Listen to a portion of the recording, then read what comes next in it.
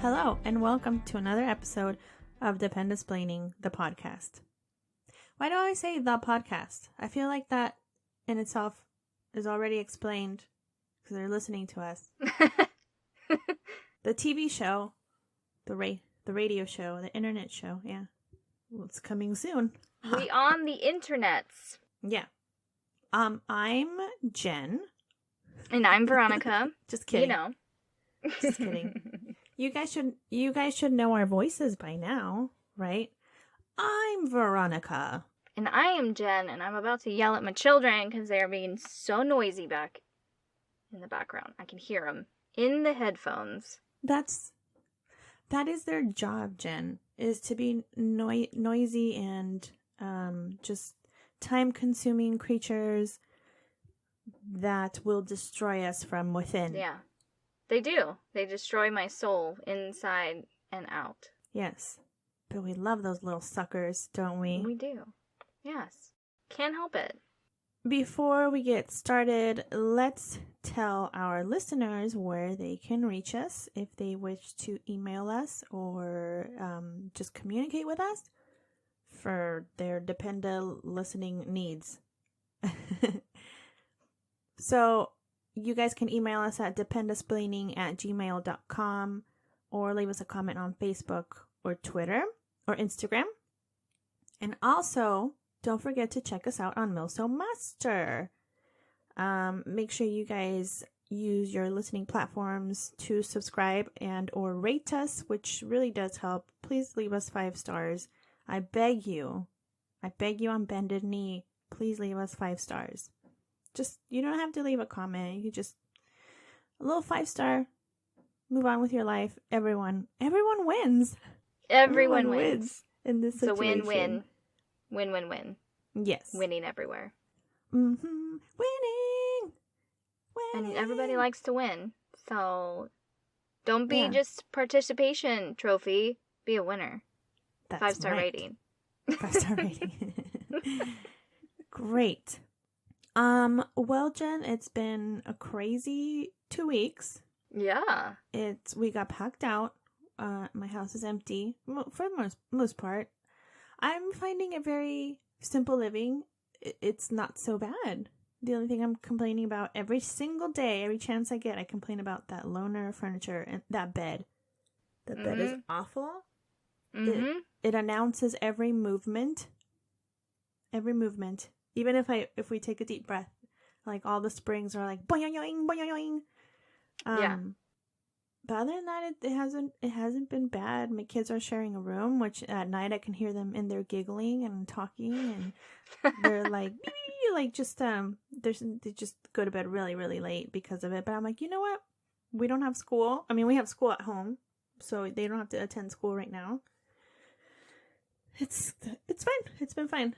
It's a more relaxed kind of feeling where you can just Absolutely. kind of go at your own pace now, which is good since you guys, you're getting ready to move. So it's kind of nice that you can just do things at your own time, your own convenience. Yeah. I don't have as much laundry to do, which is really nice. That right there deserves a lot of praise. Thank the Lord above. Yes. I don't have mountains of laundry because there's not as much selection. Mm-hmm. For the kids to pick. I'll be like, you wore that yesterday and the day before. Guess what? You're going to wear it again today. I don't care if you stink. It's like the whole house stinks right now. The whole house stinks because of that loner furniture. It just smells so bad. We got the mattress and I put a sheet over the mattress and then I put like mattress pads on top of it and I put another sheet on top of it and I still feel gross sleeping on that thing. Yeah. Yeah. The couches look like they're right out of a doctor's office from the 1980s. Mm-hmm. Not even cute in an ironic way. They're just fugly. Yeah. What's with the patterns and stuff that they pick out for these loner furnitures? Because it's like what you find in a doctor's office or old motel. Not even a nice hotel, a motel. Yeah. They're just weird. Mm-hmm. These ones don't even have a pattern. They're just like a weird burnt orange. It's, I don't know, they're hideous. And they're not terrible. I don't sit on it, because we have Veronica, they're not bad, but I don't sit on them. I'm not putting my butt on that. No, we have the old couch that we're gonna get rid of, and I don't sit on it. And now my husband Kyle had his recliner that he would sit on, and we, that's what he would sit on all the time, and we had to sit on this other couch. And so now that his recliner has been packed up, all of a sudden he's migrated into the couch, and I was like, no, motherfucker, you sit over there. I was like, this is our couch. This couch is for me and the kids. I was like, you sit on your ugly ass chair that I got you. I time traveled to the 1980s for you to pick up this chair. Personally. Mm-hmm. Yeah. Yeah. And then our dinner table is so small, like all of our knees touch.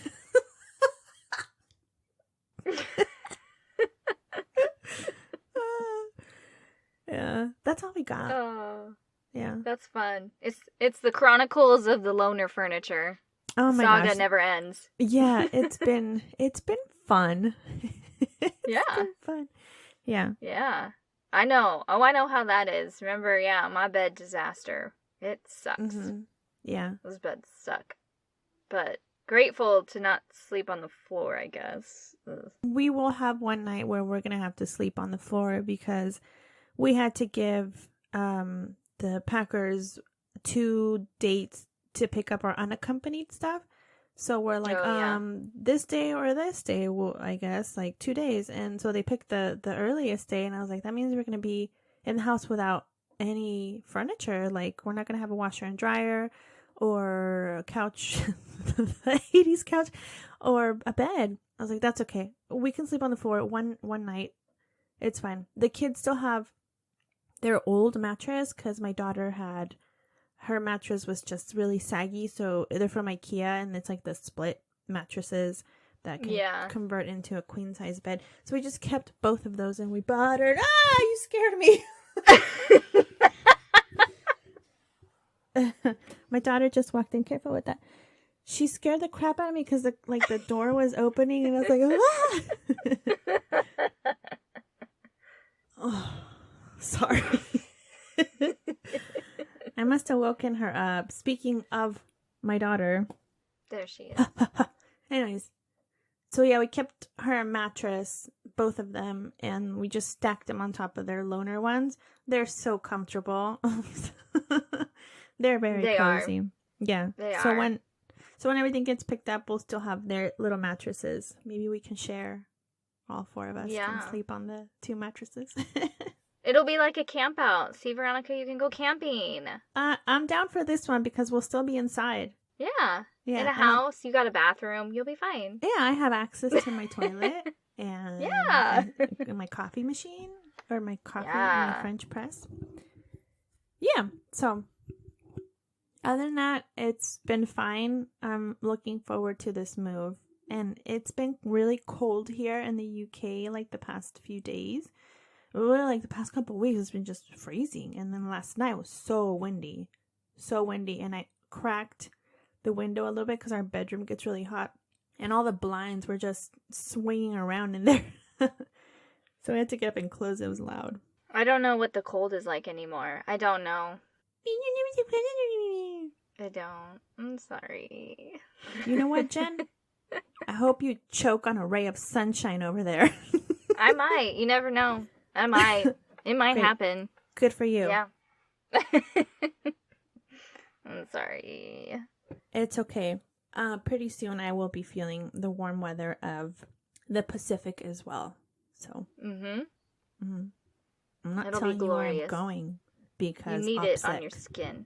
Yeah. Holy hell, do I need it on my skin? My forehead is like blinding, I swear. Well, I haven't worn makeup for forever. And so I look so pale, and I was like, my forehead needs color. Like, I look dead. I look like a corpse. I remember those days in the UK, man. Oh my god, I was so white. I looked sick. I looked like death. I know, right? Yeah. We're not meant to be that color, you and I, Jen. No. It's unnatural. Stop taking me to the cold, David. Jen, I binged that show you told me about, The Younger. Yes. Oh my god, I loved it. Me too. Did you finish it? I finished whatever was on Hulu, so the 6th season, yeah. Yes. And Kyle got into it too. He didn't like sit down. He wouldn't like sit down and like watch every episode with me, but he would like catch a few, and would have to catch him up on what was happening. Yeah. I think he liked it too. Oh, so good. Yeah. Oh my gosh, it was so good.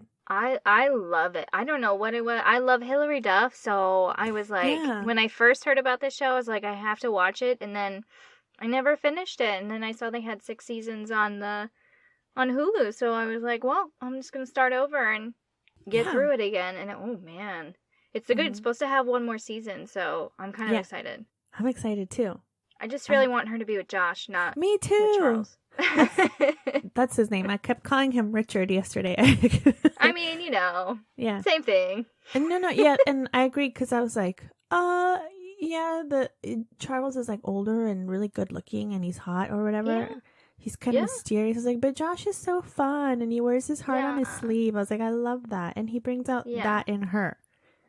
So yes, yeah, he's funny. Yeah, it's a good show. I liked it. Awesome. Yay. I know, I need another show to binge watch when I have time. We are saving, we are, so we're like saving some shows to binge watch while we're in quarantine. And we have Cobra Kai on the list, top of our list. Oh, but shows. This is the podcast where we review shows and food. It's a podcast of whatever comes to mind. Yeah, food, shows, movies, other podcasts. Yeah. Yeah. A lot of stuff. So much stuff. Around. And then we do our own thing too. which that is up in the air all the time. We're loose cannons. Watch out. Yes. We told you this. We don't know what's going to come out of our mouths. It's mouth splurges that just go everywhere. At this point, we're not even responsible for what comes out of our mouth. It's your fault as the listener who keeps encouraging us to say stupid shit. And it's all your own fault because you keep listening to us. So, yep. Just watch out. That's if you want something to change, you can let us know by emailing us or finding us on Facebook, Instagram, Twitter. And That's right. Letting us know. Yeah. Will things change? Probably not. But we're here for you. We'll acknowledge it and move on. We'll let you know. We'll acknowledge it in the episode. Know that we got it. But then we're just not going to change our ways. Yeah. It's fun. Yeah. Someone's going to email us and be like, stop talking about food because you guys are always making us hungry. And then I'll read it on the podcast and then I'll reply, no. I don't think we talked about food in our last episode. I don't think so. I think that's a shocker. That's the first time. Yeah. Weird. Yeah. We'll have to make up for it on this one, okay, guys? Don't worry. Okay. We got you. All right, so let's get down to some true crime. Yeah. I don't know what that was. It was kind of a saying and a song. It's our new together. Sound. It will be our new intro. Jen will true sing. crime. Yeah. What? Here. Okay. I'm done. Sorry. Now I'm really done. That's our new intro. Cutting myself outro? Off. Yeah. Intro. In and out. In and out. You don't even know which way you're going. Are you going in or are you going out? You don't know. I mean, this is a two-way street, so just you turn at your, at your own resolve. It's fine. Yeah, but remember, we're also a roundabout of roundabouts, so you can't leave. Sorry. You can't leave. There is no exit. There's no exits here, though. You're just gonna go around in circles as we talk to you about food and true crime and other stupid shit. And then some military-related things, too. Okay. All right. Back to it. Here we go. Focus. Get ready to listen! I love it. You're going to have to do that every time now. For every segment that we transition to, Veronica is going to do that. Yeah. There we go. All right. It's happening. All right, so true crime. Are you ready? We're so ready. All right, so I am doing the story of the disappearance of Kelly Abad. Okay. Abad? A-B-A-D. So it looks like A-Bad. Okay. But I'm Abad. just... Well, Abad. we apologize if we don't pronounce it correctly. We don't mean Yes. to. As always. Yeah. I'm just doing the best I can. So. And everything. In life in general. In life, I'm always just trying, and I have to apologize for if I don't do things right, but Constantly apologizing for being who I am. Yes. One day I won't have to. But I'm not sorry at all, because this is who I am. It's one of those, I'm sorry about how you feel, or sorry you feel that way. I'm sorry you feel that way. Well. Okay, all right. Sorry. See, here we go again. Sorry, guys. Here we are. We're back. Disappearance of Kelly Abad. So, Kelly Cribbs, her maiden name. She grew up in Brooklet, Georgia, with her mother, father, brother, and I think she had a sister, too, but that didn't switch out here. But I'm pretty sure she has a sister, too. Or maybe she has a sister, not a brother. Anyway, she's got siblings. So, in the small town of the outskirts of Savannah, Kelly liked to work on the farm and go fishing. She also had a very outgoing personality. As always, in a true crime story that never ends well. Right. While living at home, Kelly met Vincent Abad, who was stationed at a Air Force base near the hometown in Georgia. So I couldn't find where he was. It's really hard to find anything on Vincent besides just this story that I have Moody? here. Was it Moody? It could be Moody. There's also, what else is over there too? Is it Warner Robins? Robbins? Is that in Georgia? I don't know. I think so. That's the problem. So, I didn't want to say one because I didn't know which one it was. It just said somewhere near her hometown. But anyway, so she meets Vince, and as we know, he's a U.S. Air Force airman. They got married in 2006, and then after their wedding, they moved again. Don't know which base. I couldn't find where they moved. They moved across the country. They had 2 children named Kyrie and Vincent. Okay. In 2008, Vince was relocated to Kadena Air Force Base. Oh. In Okinawa, Japan. Oh. So, the Abad family packed their bags and they made the international move. First one, they've been only PCSing stateside before, so. Okay. This was big their first move. Yeah, this was their first overseas, yes. Gotcha. While over there, Kelly would talk to her family often on Skype, and that's where her mother said that she found out that on October 25th, 2011, on a Skype call, that the Abad family would be moving again to either Germany or Alaska. Oh, wow. They weren't sure yet, so okay. They had just found out that they were moving again and again overseas. How exciting. Did you say what year this was? What? We're at 2011 now. Okay, gotcha. So they were already in Okinawa at Kadena for 3 years. Okay. So they had just a 3-year tour there. Maybe. No, 4. It'll be 4. It depends if they did like a extended long. It was 4, but usually it's 3. Yeah. Average is 3. Yeah. So they had to, because it's already 2011, they had to have done the extended. So, on October 26th, 27-year-old Kelly picked her children, a 4-year-old daughter and 22-month-old son, up from school and I'm guessing probably daycare. She played with them in the yard before taking them to a 7 p.m. church service located off base. Kelly's husband, Vince, also attended the church service that night, but arrived separately. Around 8:45 p.m., Kelly and the kids arrived home, and Kelly tucked the children into bed. Vince would later tell Kelly's Sister, see here. I know she had a sister, see? So she did have a There sister. it is. Okay. She had a sister.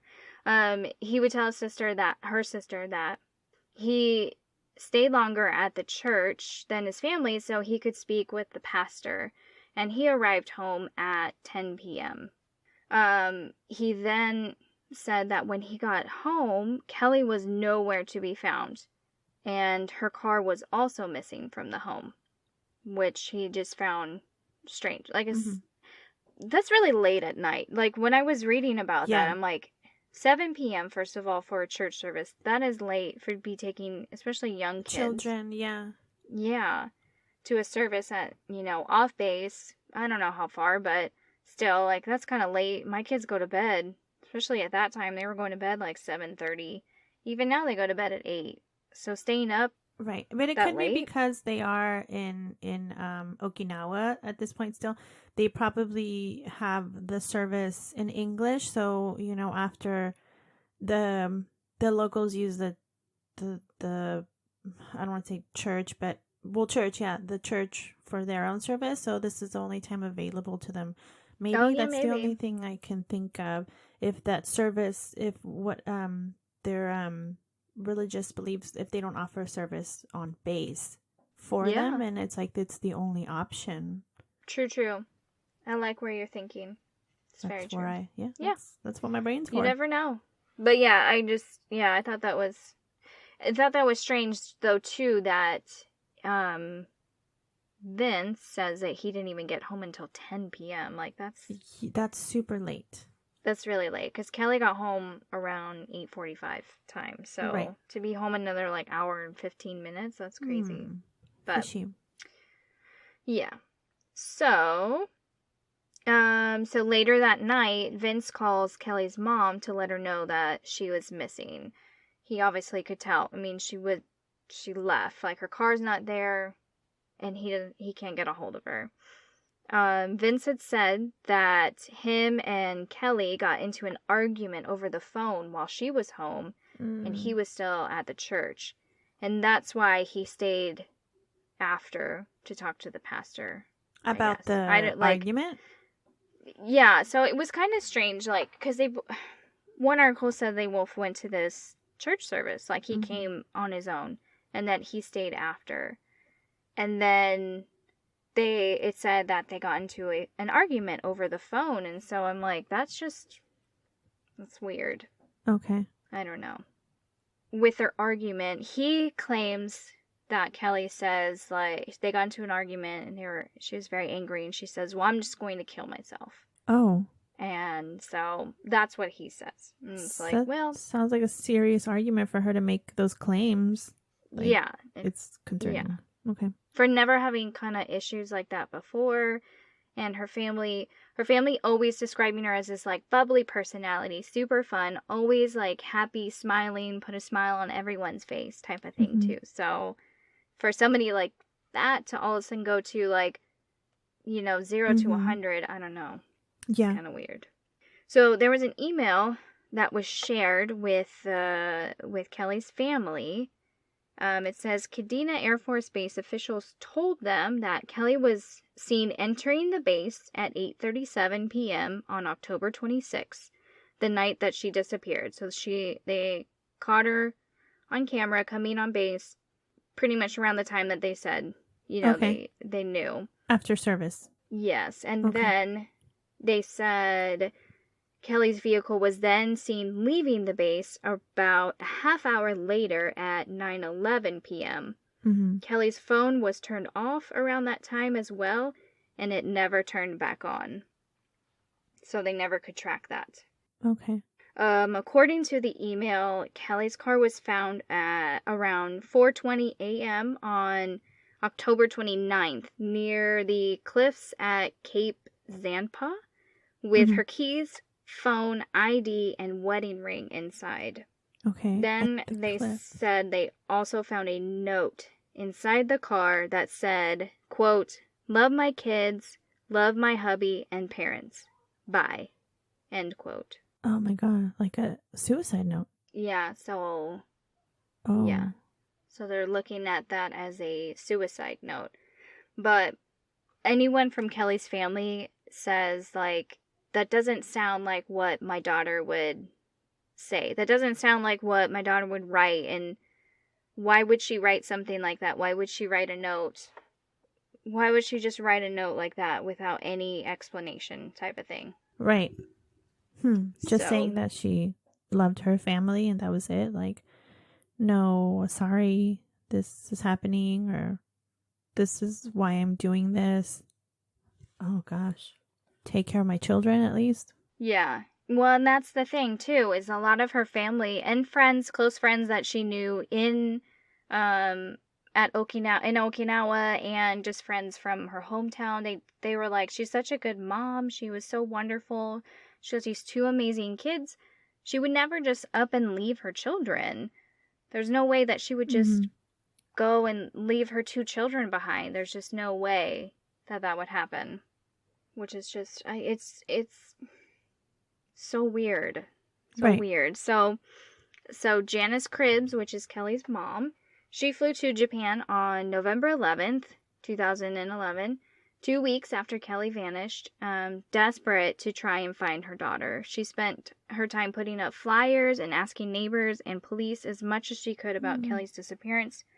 But everything was kind of kept hush-hush for everyone. Like, you know, the family really couldn't get much out of it. Even, you know, years later, you know, when people start doing their research, journalists are out there and all that, nobody would comment on anything. They wouldn't disclose any information. They don't want to put anything out there. And I get it, probably because she's a missing person still, but I don't know. Her mom is not satisfied with the amount of work, or lack of work, I guess, that went into this. Because at this point, she's still considered a missing person. Yes, because now, 9 years later, there has still been no leads, no other evidence or sightings of Kelly. So, like, where could she have gone? Like, what else could they have done? And shouldn't, like, the family have been more involved, you know, with the police, because it was local and it was the Air Force side of it too. Right. But nothing, like, the Air Force has shut down any type of communication. Like, they won't say anything, and it's just, like, so weird that you can't get any more information on this. So there's a Facebook page that's dedicated to her missing person. There's, all kinds of things. Her mom is still constantly going and trying to find out more about her. If anyone was able to see stuff, all of her posters now, I don't think that the posters are still up. She actually had her face on, like, milk cartons and everything too. Okay. But there's no answers. There was nothing. There's nothing. So Kelly and Vince's kids now live with Vince and his current wife. He remarried in 2014 after being granted a divorce from Kelly, who was still listed as a missing person. Oh. Yeah. I mean, I understand you do have to kind of, like, move on with your life, but also, I don't know. Your wife is missing. And now, I'm curious to know if the footage of her leaving the base, if it was just her in the car by herself. So that's what they can't tell. They can't tell if it was her leaving the car. They can't tell if she was with somebody else. Right. That's the biggest thing, is they can't see if it. That's why they're like, we don't know if it was actually her in her car leaving. Because her car was just ditched. You know, it said, like, 10 miles away from the base, and yeah, that means that her children were home alone. Yeah, for at least, like, what, 40, 50 minutes. Yeah, because until Dad got home. Right. Huh. Yeah. And, like, you have little kids. Would you really leave your house in the middle of the night? Or not even middle. Very late. Just the night, yeah, with your kids sleeping and nobody else, no other grown-up home. So when the husband got home, he says that the kids were there, but she wasn't. And a car was gone. He says they were, he saw them sleeping in their beds, but she was nowhere to be found. But also the weird thing is that they said it was her passport. Her passport was still put away. Like, she didn't take her passport with her. Maybe she had no So, intention to go anywhere. So, yeah. I mean, if she was suicidal and she had no intention of doing anything, but that's the note is what gets me. It's like, why just leave something so simple like that? Love my kids, love my hubby, my family. Yeah. Yeah. It's that so it cryptic. didn't, and that she didn't, like, if she were to have, it was jumped off the cliffs, that she didn't wash up later is a little mysterious too. Yeah. That they didn't find her body. You would think like her body would, they would find it somewhere. Something, some sort of sign that she did jump. Yeah. So, I mean, I don't blame her mom. Yeah, I don't blame her mom for not believing in that. You never want to think that your child has those kinds of thoughts in your head. You don't. Right. You never want to believe that too. And so I don't blame her. Her mom is still searching. She's still trying to this day. She still keeps going. Okay. Oh. Yeah. So a little information just in case anyone in Okinawa, I'm sure you probably have heard this story, but you never know. Kelly Cribbs Abad is described as being 5 foot 11 inches tall and weighing 116 pounds at the time of her disappearance. She had blonde hair and green eyes. And if you have any information related to Kelly's disappearance, to contact the Air Force Office of Special Investigations by texting the word AFOSI plus your tip information to 274-637 or crimes. Okay. Which I'll put that in the notes too so people can, if you have any information. Yeah. Okay. Oh man, yep. that's so that mysterious. Is the very sad and disappointing disappearance of Kelly Abad. I hope it's so hard to get information on through the military on stuff like this because it's like, who do you go to? It's like, who's the person that I need to speak to? So you're trying to climb your way through this ladder to find answers, and it's just, it branches out in so many directions. It's hard to find the right person or persons to provide you with information. So everything gets jumbled. Yeah, it's true. Wow. Well, thanks, Jen, for telling us that story. There's like so many questions and everything unanswered. This poor girl, who knows what her struggle was too? Everyone it's true. Only sees her from the outside and was saying that she was such a great mom and bubbly, but it's like, what was she really hiding? What kind of relationship did she have with her husband that drove her to this? I don't want to say drove her to that because it was an internal battle, perhaps. And this was just something that made her make this decision. If that's what happened, if she did commit suicide. Yeah. Yikes. I know. There's so many theories too. People just, people have their theories of what could have possibly happened. Somebody said maybe she got abducted, and everyone comes up with different things of like, oh, the church was cult-like and stuff. And it's just like, everyone gets, you start getting all those crazy theories coming out of the woodwork when especially with how long this has been too. It's been almost, it'll be 10 years, a whole decade in October. And it's just so sad. It's so hard. And it's just so hard, I know, for the family because they don't have any closure. Again, it's like no closure with a cold case. You don't know. You hold out hope that maybe your child is still alive and they're going to be okay, and maybe just, maybe they're just somewhere. You just don't know, but they could still be alive. So you always hold out hope. So hoping for the best. Some answers for the family. Yeah. Yeah. Yeah. Oh, wow. Okay. Well, if you guys know anybody that might have some information or are familiar with this story, reach out to us, and then we can put you in contact with the right resources for it.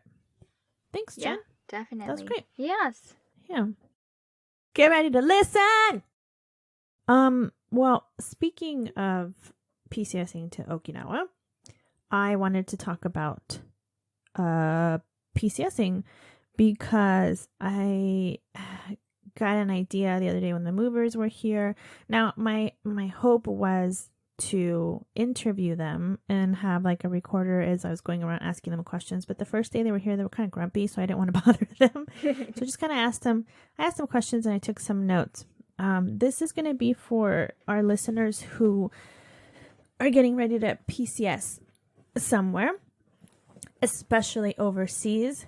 But I'm going to give you some tips for moving. I know we've talked about this before, but I'm really going to make it more about the moving process and the pack out process.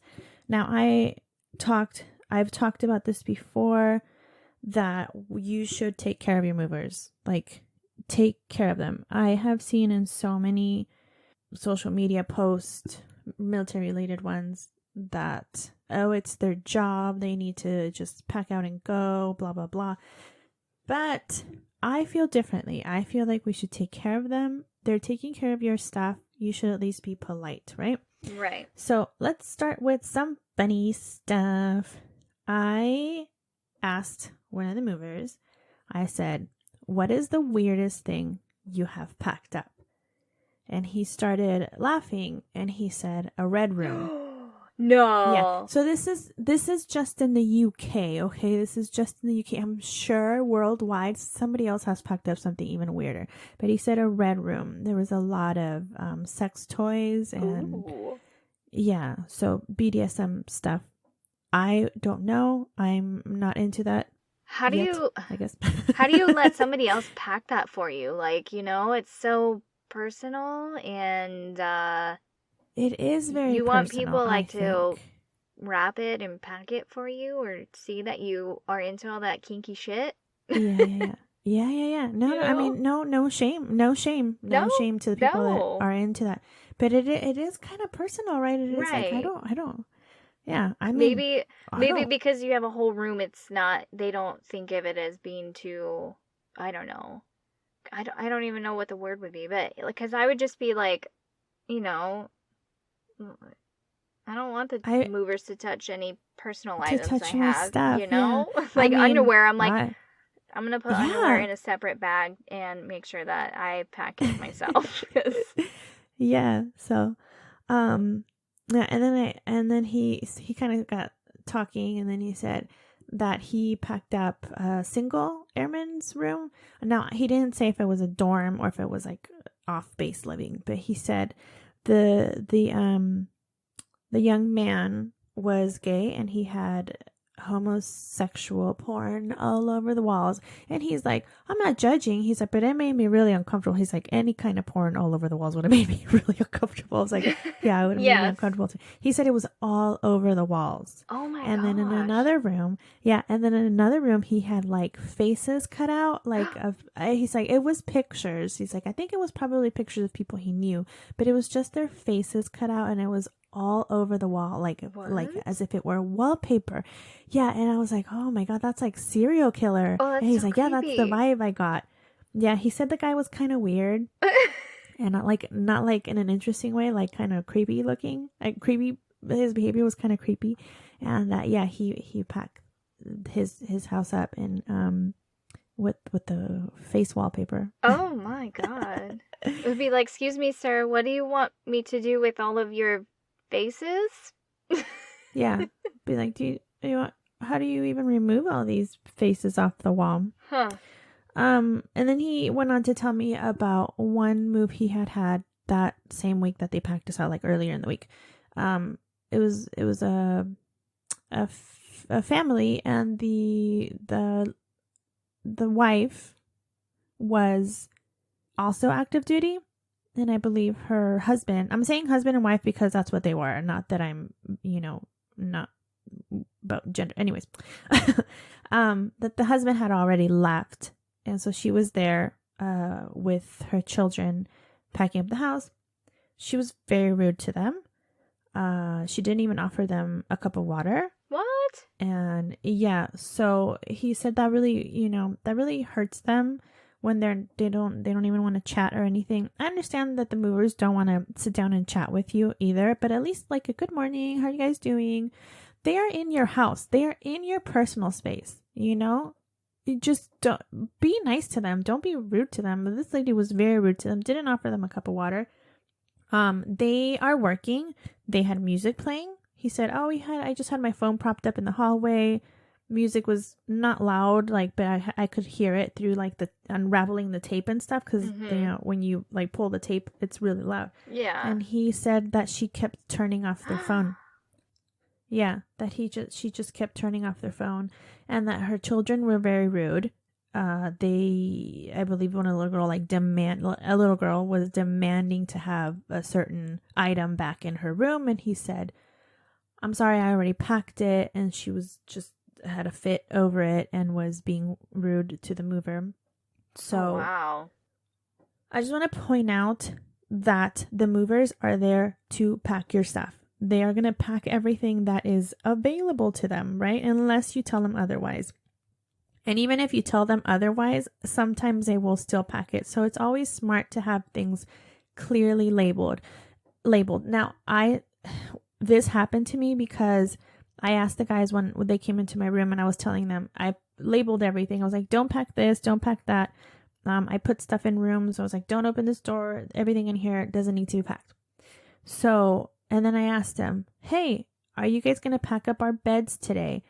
Because I have all the bedding on it. And he's like, no, we'll leave the beds for tonight and then we'll take them tomorrow. I was like, okay, please let me know so I can remove the bedding. And he's like, okay.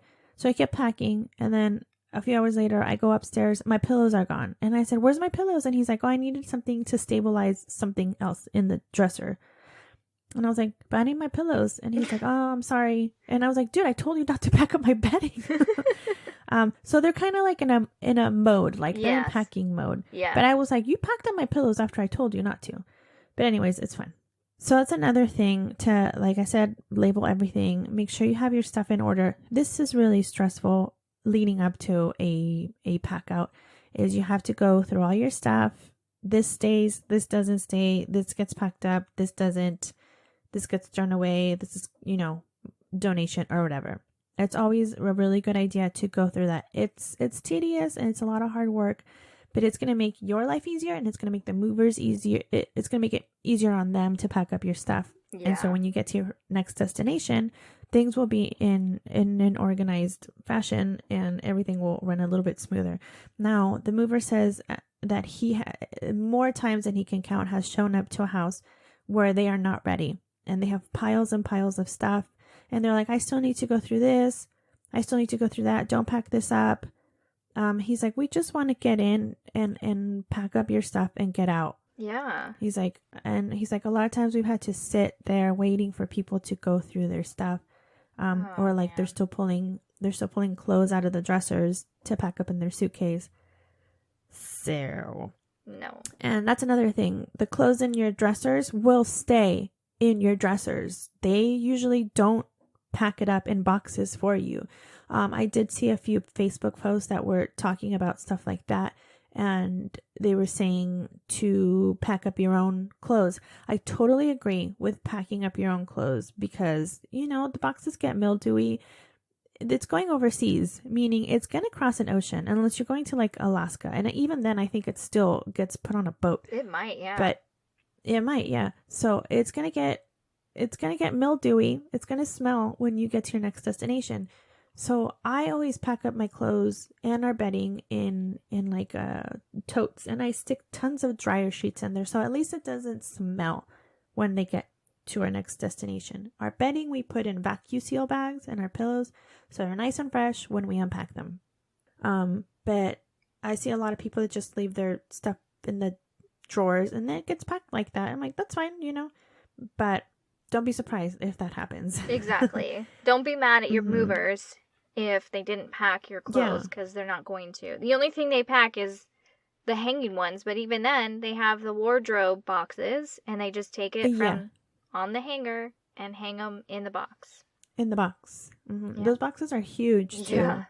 Yeah, I took everything out of my closet and I put it in totes. And then there were some I think I left like my bigger like fluffier cardigans in the dresser, and I was like, I don't care. Just take it. So like I said, they just want to come in. The movers just want to come in, pack up and go, you know? Yep. So I asked them what is the most they have ever packed up.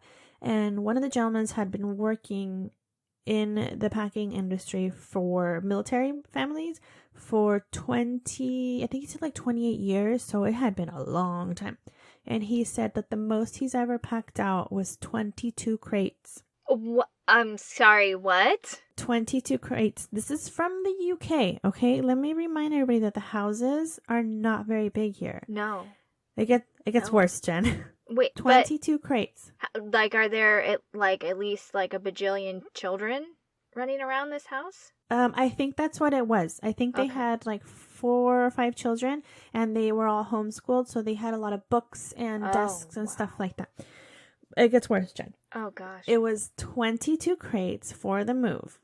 And then they came back for the storage. It was 15 crates for the storage. Oh, my gosh. Yeah. Where did they put all this stuff? That's what I want to know. Where did you fit all this stuff in your house? Mm-hmm.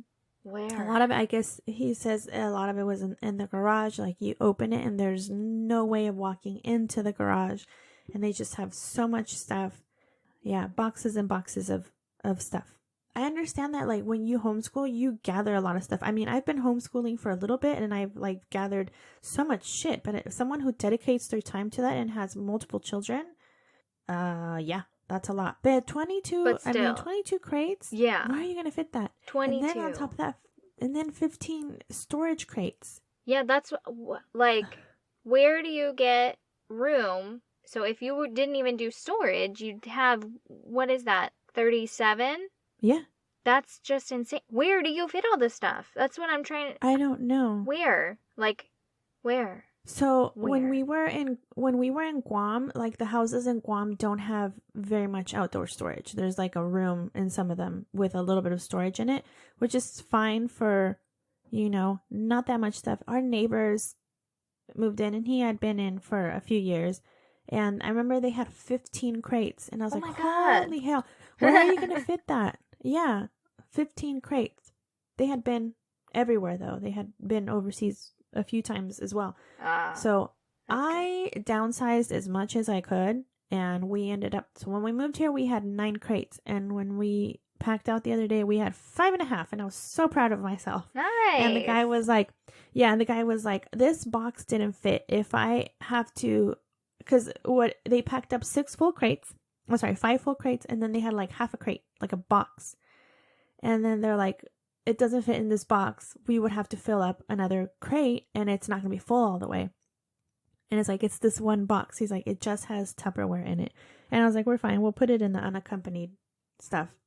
And then our storage was packed up and it wasn't a full crate. And I was like, I did good. Like, I wanted to only have 5 crates when we moved. So this is going to work. 5.5. It's fine.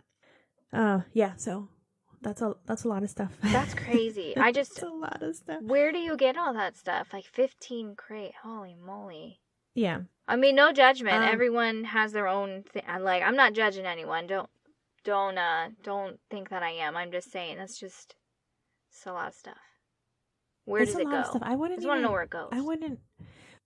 In a military family and they move around so much, you would think that downsizing is the first thing that people do when they're moving, or just, you know, the fact that we're moving so often would have us going through our stuff more often and getting rid of the stuff that we don't need, that we don't use, that serves no purpose. Because packing up's the easiest part, because especially if you don't have to do it yourself, that's the easy part. It's the thinking of having to unpack 22 crates in your house. It's a nightmare. Yeah. So. Yeah. That brings me to my next point, packing out yourself. Now, when you're stateside, you could do like a Diddy move and you pack yourself and then the military will reimburse you, right?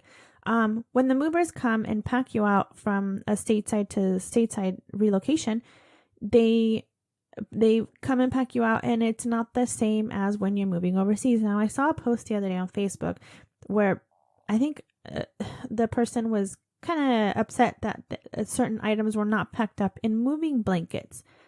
And she asked the movers, and they're like, we don't have any moving blankets because we are not going to get back. Like, you're going to move overseas. Yeah. And I think she was getting a little upset, it sounded like, in the post, or maybe I was reading it wrong.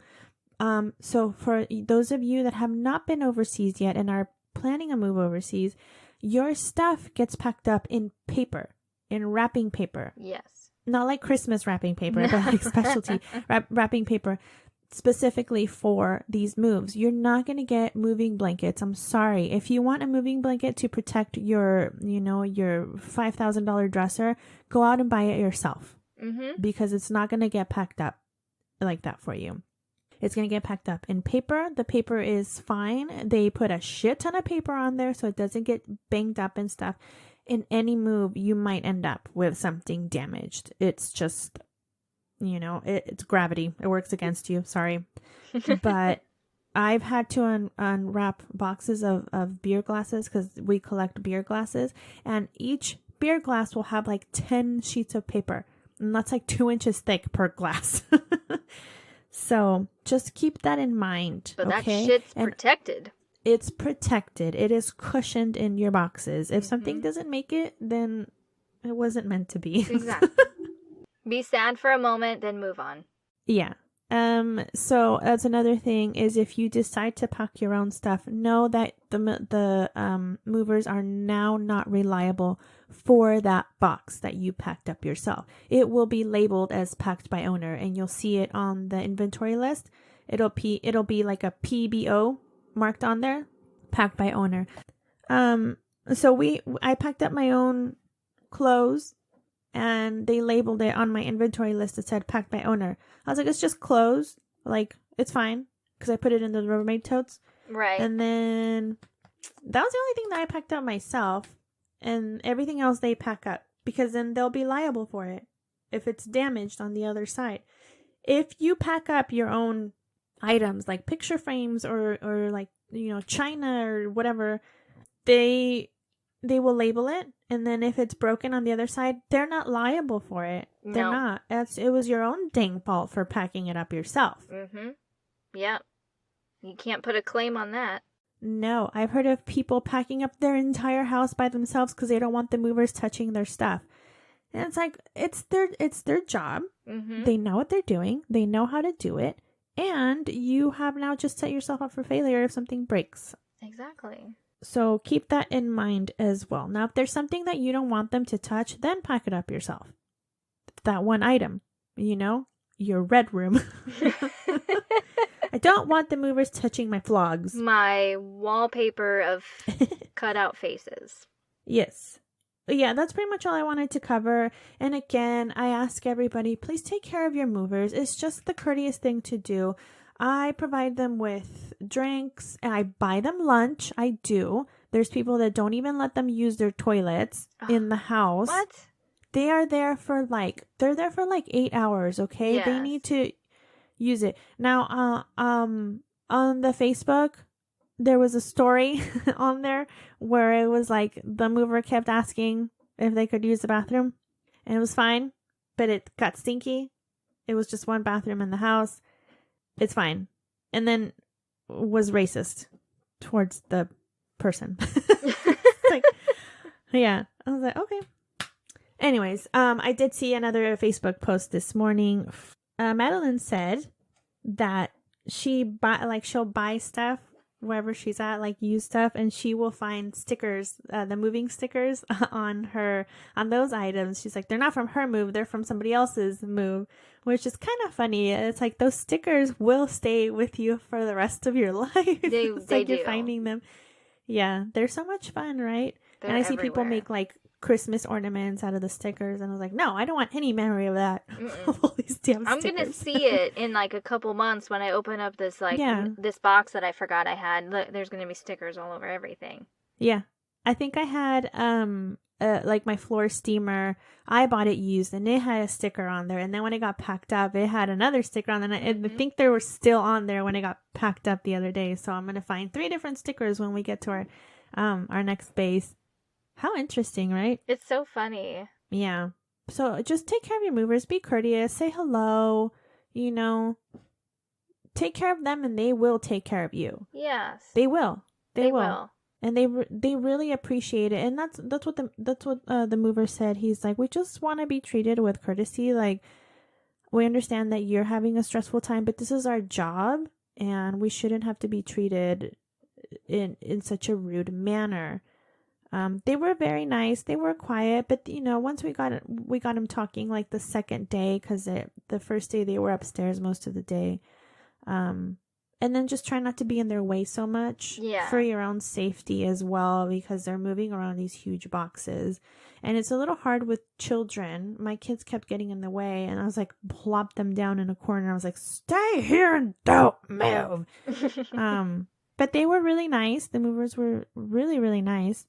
We bought them like Korean food. They wanted Korean food. And we're like, okay, we'll get you that. And then the next day we bought them like sandwiches and some drinks. And they were very appreciative. And they thanked us. And, you know, I think they took care of our stuff really well. Everything looked very well packed. I could tell they were experienced. So yeah, just it doesn't take much to be nice. Even if you're just like providing them with cups so they can drink tap water. You know, they'll appreciate that. Maybe some snacks. They will be more than happy to take that. Yeah, let them use your toilet. Have a designated toilet for them if you have, you know, more than one toilet. Don't be so fucking rude. Put some air fresheners out or something. Jeez, if that's what bothers you now. Whatever you gotta do. Just be nice. Just be nice. Just be nice. It's like what Veronica always tells you all. Just be nice. Yeah. It's not that hard. It's not that hard to greet someone in the morning. And then another thing with that one lady that wasn't very nice to them earlier that week, I guess he was like, he showed me the inventory list and he's like, can you read my writing? I was like, oh yeah. I was like, I can read it. I was like, it's fine. I was like, I have children and I worked for a dentist for many years, so I can read this chicken scratch easily. Yeah. And he's like, okay. He's like, because that lady was like, I'm not signing this. I'm not signing this. I can't read your handwriting. He's like, you're going to have to read to me everything that's on there. I was like, oh my God, lady. Jeez. You need to get laid. Yeah, right? How long has your husband been gone? My goodness. Yeah. Yeah. Where's your red room, lady? Maybe that's what you need. That is what you need. You need the red room.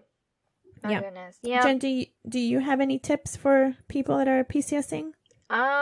No, you covered it all. That's really good. It's true. Just be nice to your movers, especially both when they are there to pack you out and when they unpack your stuff. You know, it goes the same way. Be good, be nice, be courteous.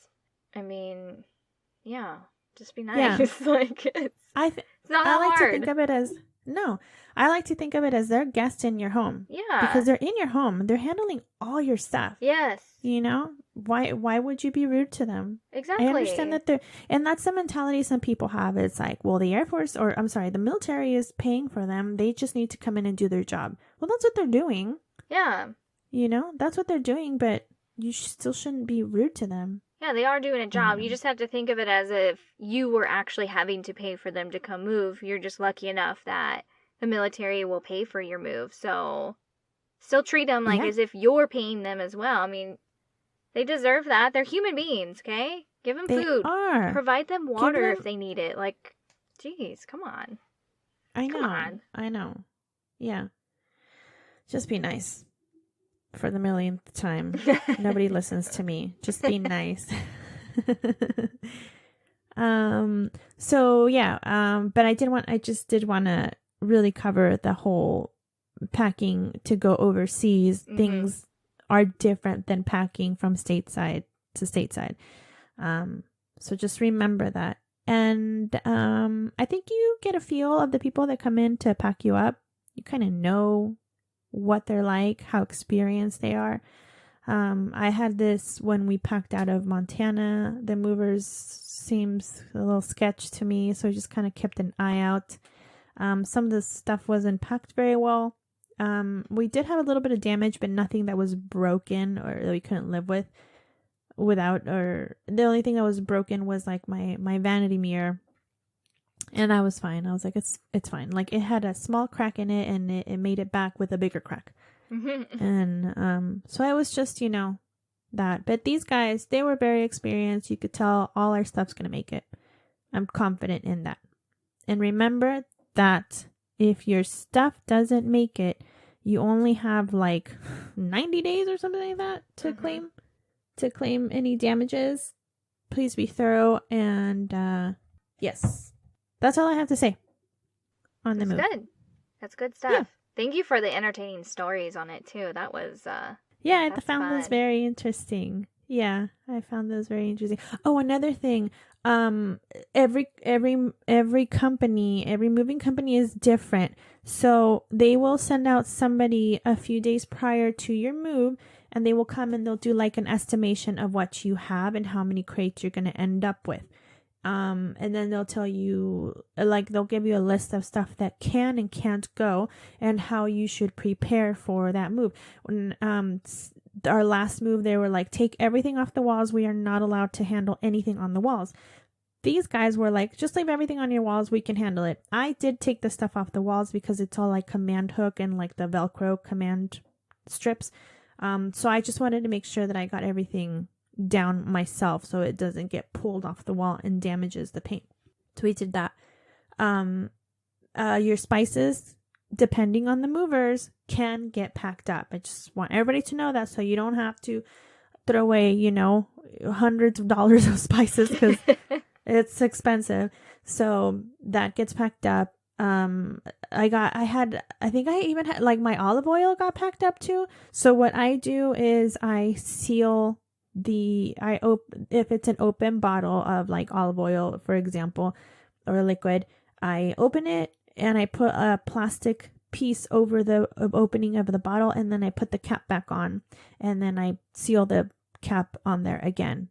So I'm hoping that it won't spill into our belongings. And so they will pack that up. They will also pack up your garbage unless you tell them not to. Yes. So cute. I don't know. Yes, they will. Yeah, they're in a mode. They're in packing mode. They're going to come in and do that. So that. And then if you're overseas in certain places and you're going back stateside, they have the agricultural person come in and check to make sure that everything is clean because they don't want any contaminants going back to the States that don't belong there. So like your grill has to be super duper clean, your barbecue grill. So that was a pain in the ass, by the way, to clean out Kyle's grill because he doesn't clean it. I was like, well, you haven't cleaned this in the last 2 years that you've been using it. I hate you. I hate your stupid face. And so, so it took a lot of elbow grease to clean that thing. It took us like 3 days to clean it. And then our fire pit too, I cleaned off all the rust and I painted it so it looked brand new when they packed it up. And like children's bicycles or your own bicycles, make sure that's clean. Anything that touches the ground outside basically has to be really clean. Your lawnmower, if you have a lawnmower, all the fuel inside needs to be emptied out, including the oil. Just it's fucking flammable. You don't want your shit to catch on fire. And the blades, everything has to be squeaky clean. I'm trying to think of something else. So yeah, basically anything that's outside, patio furniture, it has to be cleaned down really well.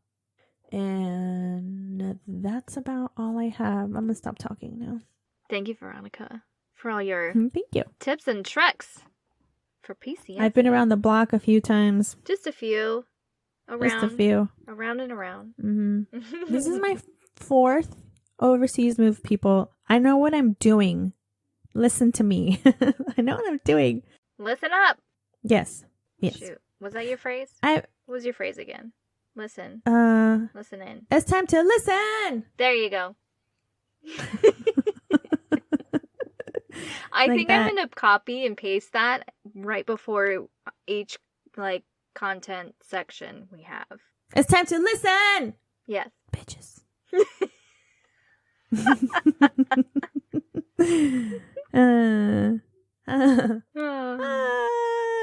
Great, Jen. Great. It's really early still. It's like 8:30. But my kids are awake already, and they're usually still asleep. I know. But my husband's here, and he's going to be working from home. And I have to go around the house and paint any nicks on the wall, any scuff marks. That's going to be fun. Super fun. Sounds great. It's not. Jen, your face is frozen on the screen like this. David! David! Is he calling you? Yeah. Ew. Listen, David, don't you know we're busy? I'm in the middle of something. I'm kind of busy. He's probably calling me because he's driving. For some reason, he always likes to call when he's driving. Even though he can't hold the phone. He likes the sound of your voice. He just has to he puts it in the cup holder, and then I'm like, you're going to be home in like 5 minutes. Stop. Like, stop Aww. it. And he's like, but wait, So there was sweet. something else. And I was like, no, I'm hanging up now. Bye. Kyle hasn't called me since 2007. Oh, Kyle. Yeah. He texted me yesterday on his way home because I was like, I need stuff from the commissary, and I can't take the kids with me because we're on lockdown, right? Mm-hmm. So I was like, you need to go on your way home from work. And he's like, okay. And he like texted me, he's like, what do you need? And I was like, taco seasoning, tomatoes. And I gave him like a list of stuff. And he's like, okay. And then he got home, and I was like, where's my tomatoes? And he's like, I forgot. I was like, that was literally the first thing on the list. And he's like, I forgot. And I was like, where's my cilantro? And he's like, they didn't have any. I was like, you're fucking useless. What am I supposed to do with one onion, Kyle? Good luck. Figure it out. Yeah. Sorry that you feel that way. Like, how am I supposed to make pico de gallo with one onion? Figure it out. I can't season this. Figure it out. Throw some sparkle on it. I did. I didn't even use an onion, and I fed my children like that. Oh yeah. Dude, my daughter, when we make like tacos, she'll have like half a taco. And that kid loves Taco Bell. She'll have like 2 Taco Bell ground beef burritos or whatever. Soft tacos. And so yesterday I made him, and I was like, oh, I can't wait to hear her complain about everything, because that's what she does with food. And she was like halfway through her first one. She's like, can I get another one? And I was like, finish this one, and then I'll give you another one. And she finishes it, and then she has another one. And then she's like, can I have more? And I was like, whoa. I was like, what's happening with you? And she's like, no, I just want the tortilla. And I was like, okay. So she just ate a tortilla, and then my son was like, well, I want one too. I was like, God, that's the last one. You guys are gonna have to split it in half. So my daughter is like tearing it in half, and it's like all ripping. And my son goes, she just broke it all apart and gave me pieces of it. I was like, well, you're welcome. At least she's sharing. Right. Yeah. But yeah, so basically what I'm trying to say is men are useless. I'm just kidding. I love my husband, okay? He's great. He's wonderful. They are. And he's listening. They just like to cause trouble. For reals. It's okay. For reals. I texted him something the other day about having a COVID test for when we leave. And his response to me, again, was like so bookish. Like he was talking to one of his troops. And so I just sent him an eye rolling emoji back.